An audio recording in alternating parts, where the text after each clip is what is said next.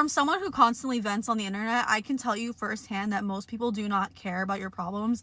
I was homeless for a very short period of time, and I can tell you from that experience of being borderline homeless, most people do not care that you're struggling and do not care that you have problems. I came across like a couple of nice people here and there, but for the most part, no one gave a crap that I was struggling. Not even men. Men, all they said was, oh, good luck with everything. Best of luck to you. I had no one come and save me. Eventually, I had family step in and like help me with like a place to live. But like literally, I had like no one that wanted to genuinely help me. It was truly like my faith in God that like powered me through. Let me tell you, being homeless, okay, being homeless is not fun. Living out of Airbnbs was not fun.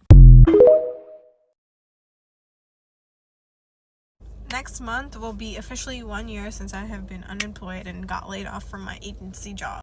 I've networked with barely anybody responding back to me. I've interviewed, got to multiple last rounds. Always got the same feedback that they went with somebody with more experience, but I was a great candidate. I've applied to over 1,000 jobs. I've applied to even low-paying jobs. I've applied to internships. I don't know what else to do. I ask questions at the end of the interview. I get to know them. Like, I don't know what else they want from me. And I don't think you guys are ready to have the conversation about being so poor that you literally couldn't afford to get to an on-site job interview if you got one. 2.5. That's how many years I've been unemployed. 4,000. That's roughly how many job applications I've put in. 60. That's approximately how many interviews I've had. 4 interviews went the full cycle, from recruiter to final interview. 3. That's how many job offers I've received since December of 2022. Well, Melissa, if you received 3 job offers, why are you unemployed? I'm so glad you asked. One was a teaching position so far away that it would have cost me more to commute than I would have earned. The second one was fraudulent, meaning I talked to real people. I went through the entire process and signed an offer letter, only for them to ghost me and for me to realize that they were simply data harvesting for all of the exercises I did for them, and they wanted me to send them a check for equipment. That company later put a warning on their LinkedIn profile. The third one was to be a recruiter, only to be ghosted and find out from a LinkedIn post that the hiring manager who interviewed me made, congratulating the new hire, who was a college student, no tea, no shade, but they had only ever done an internship. I have 18 plus years sales management experience, specifically in tech, in SaaS, in cloud-based software sales. I have 2 master's degrees. I'm currently a PhD candidate. Well, why don't you just get a job, doing something you don't want to do until you... Shut up. I can't get a job at Trader Joe's. Do you know how many people apply to Trader Joe's on the daily? I asked the manager at my local Trader Joe's, what their experience was in terms of hiring. They have applications just backlogged, and they get at least 6 people that walk in the store every day asking for work. Oh, but why don't you get professional help with your... Don't. I've got 8 different resumes. Keyword optimized, customized, cover letters customized. Shut up. Do you not think we have tried everything? Do you not think applying for work is a full-time job? Especially when you are interviewing or attempting to interview with multiple places at the same time, okay? It's dehumanizing, and it's physiologically and psychospiritually exhausting to be unemployed this long. Looking for work costs money. I haven't had internet in my home since January of 23 because I can't afford it. So I rely on hotspots from the library, or I have to go to a cafe, which means I have to pay to sit somewhere to job hunt. I have had to miss 3 on-site job interviews over the past 2+ years because I couldn't afford to get to them. Was to answer phones at an acupuncture clinic for 15 to 20 hours. Wait for it. A month. You are not crazy. It is that bad. People who have not experienced it will gaslight you. They will insult you. They will disrespect you, even people that love you, because they do not get it. You are competing with people that are more qualified and experienced than you for the same role. Just like people that are less experienced and qualified than me are competing with me for the same role. There is no such thing as an entry-level position anymore. Entry-level now requires multiple years of experience. What the fuck? It doesn't matter if you have degrees in your field. It doesn't matter if you have degrees at all. They don't care. They care if you can tell them what they want to hear. And that's only if the AI applicant tracking systems scan your resume and allow you to be put in front of a human for 10 seconds while they scan your resume and decide if you're a worthy candidate before tossing you aside. So when people come in my comments, when I'm requesting support for mutual aid, or I'm talking about my eviction, which I've actively been fighting since November without an attorney, and they say, well, why can't you just, move out? Or why are you unemployed? Well, first of all, if I can't afford rent, how can I afford to move? Okay? Riddle me that, Batman. Secondly, it's none of your business why anyone is unemployed, okay? But second of all, if you're unemployed and you have a gap in your resume, we all know how hard it is to explain a 3-month gap, a 6-month gap. Try explaining a 2+ year gap in your resume, bitch. No amount of bullshitting freelance work and focusing on your degree is going to explain away a 2+ year gap on your resume. Government and federal jobs get wiped off the face of the planet by a man who wants to colonize Mars and breed women for a living.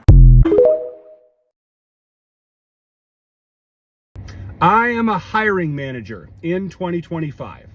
What does that mean? That means it's absolutely crazy out here how many people apply for each job that we have open at every company. So I'm going to give you guys a little bit of a perspective from an employer's side, what it looks like when we post a job and what kind of traffic we're getting and how we try to get through that. And I'm also going to tell you what we find most valuable when we're hiring people. So if anybody's in the job market, or you've got friends, family in the job market, or colleagues that are looking, send them this, and hopefully it's good information.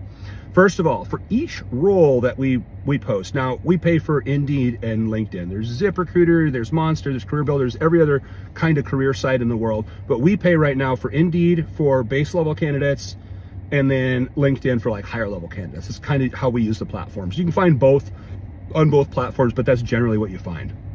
So we get between 60 and 110 applications per job per week. Now, my company right now has about 70 open positions. So think of how many positions, how many applications that is a week. It is crazy how many applications come in a week. If you want to cut through the noise, I'll give you a couple little tips before I move on to how I hire. So first of all, like most people just spray and pray. They just apply to all kinds of stuff crazy that they're not even qualified for. Those are very quickly shuffled off. If you don't have like relevant experience that matches up, we move off of it. Unless it's like entry level, and then we'll look. But most important thing is obviously first apply for jobs that are in your vertical. Second thing is that if you're in high school or college and you want to go into a particular field, work in that field, even if it's part-time, if it's internship, anything while you're in high school and college, get relevant experience. I cannot tell you guys how many people that come to me that are college graduates that think they're automatically going to get a job. Let's say they have a marketing degree and they have a 4-year marketing degree. So they come out with theory taught to them probably by somebody that has never actually ran a real marketing campaign before in their teachers. Or I've got some people that have been working in marketing for the last 4 years that have ran successful campaigns, that have made money for companies, that showed that they've increased sales. And which one am I going to hire as an employer? I'm absolutely going to hire the one that already has the 4 years of marketing experience versus the one that comes out with the 4-year degree. So if you're in college, be working summers, part-time, whatever you can, get relevant experience in your field, because you come out raw. It's very difficult to hire you over somebody that already has experience. Okay, next. Is if you are gonna do your resume, you guys probably won't believe me, but about half the resumes that I see are non-functional, meaning that they aren't even formatted correctly, like they're walls of text.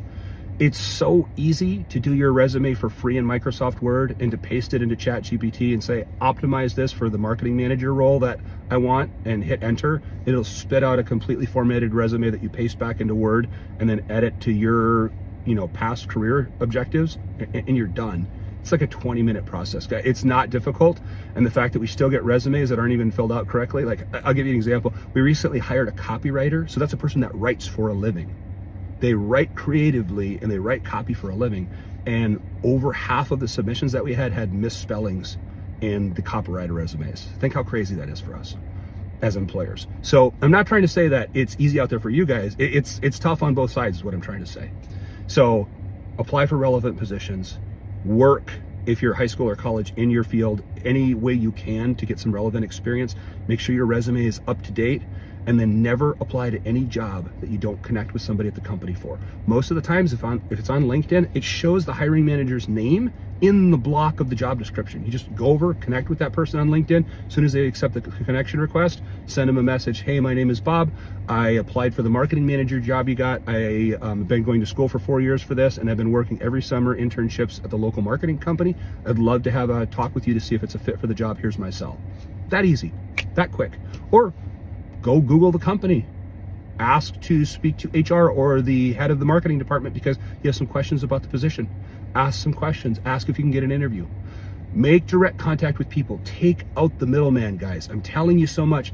The other day, I had a young man who went to my company's website, found my my public email that most heads of companies have on there, sent me a message and said, hey, I went off, I got certified on my own for this. I want to do this. I have a sales background. Can you talk to me? I called him directly.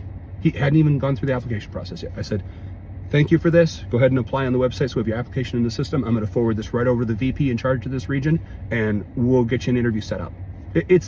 We don't want to have to dig through hundreds of resumes a week either, guys. We're human.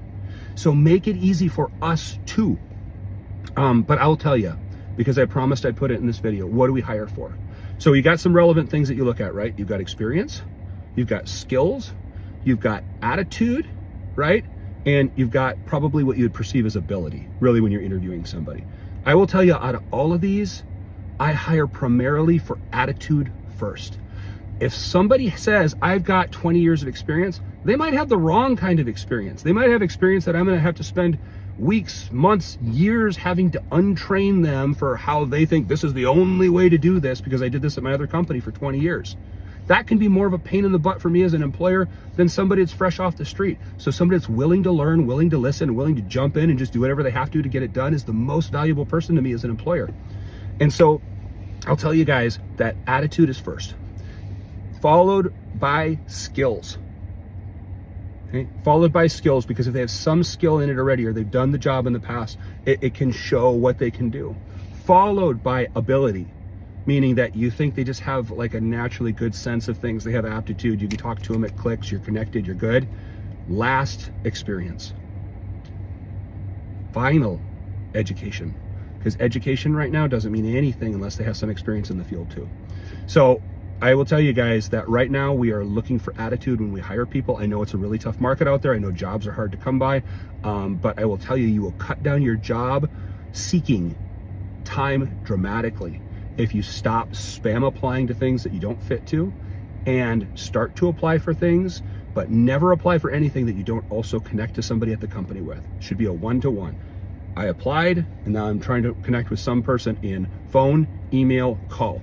Remember, phone first.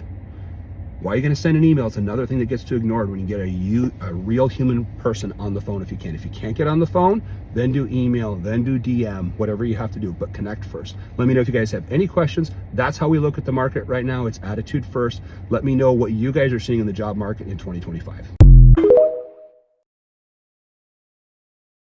There's this really crazy theory going on right now because Indeed and all these job search websites have thousands of jobs that say they're hiring, but everyone that's applying is not getting hired. And some guy actually did a test where they had hundreds of people fill out applications and no one hired them or even got a call back. And so the running theory is that they're using all people's data and selling it to bigger companies. So when you send all your information in, like your first name, your last name, where you're located, your resume, where you've been, they're taking that information and selling it to bigger companies and holding on to it, because right now data is the new gold. And that's kind of scary. What do you think?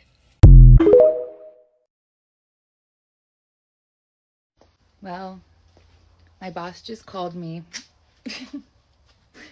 He was like, "Can you talk for a couple minutes?" And I was like, "Yeah." And he kind of started laughing, and he was like, "Yeah, it sounds like you already know." And I was like, "Yeah, Caesar called me last night and told me." And he was like, "I told him not to, but I guess he couldn't help himself." And I was like, "It's all right."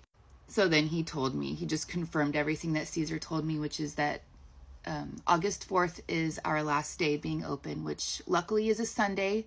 So I get to finish it on my favorite day, my favorite shift. So I guess I'm trying to look at all the positives here. And then he said somewhere down the line, we'll all get together and do something like at the restaurant, just all of us, like a little goodbye party, I guess, which could be nice. But he thanked me for everything.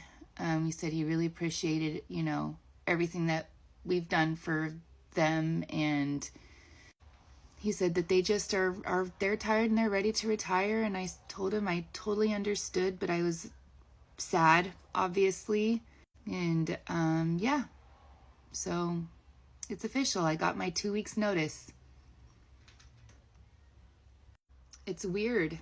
It's weird that after this long, after a decade, I'm going to be unemployed.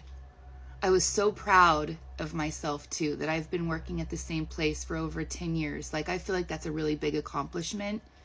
And now I have to start all over somewhere. I don't know. I have a bunch of options. Luckily, TikTok has been a really good source of income for me. If it wasn't, I would be a lot more stressed out. But I love working. So part of me is like, do I love working because of where I've been working? Or do I want to go work somewhere else and have it not be the same? It will never be the same anywhere else, because the kinds of friendships and bonds that I have with my current coworkers, that's very rare, where we all really love each other and it's just a smooth, easy work environment and hardly any drama. It's just, I'm not going to find that again. Do I just work from home, work for my parents? Do I maybe work more on my TikTok presence? And because I've never really taken it seriously here. Like, I don't work on to make TikToks like some people do. I don't create content. I just talk a lot. I really don't know what I want to do, because part of me is like, okay, I can go work at this other restaurant, or I got a job offer, but I don't want it to ruin the experience that I've had all of these years of working in a restaurant. I'm afraid that I'm going to go there and it's going to be so vastly different. And I'm not going to enjoy it because I've been so spoiled where I've been for the past 10 years. I've been absolutely spoiled with this job.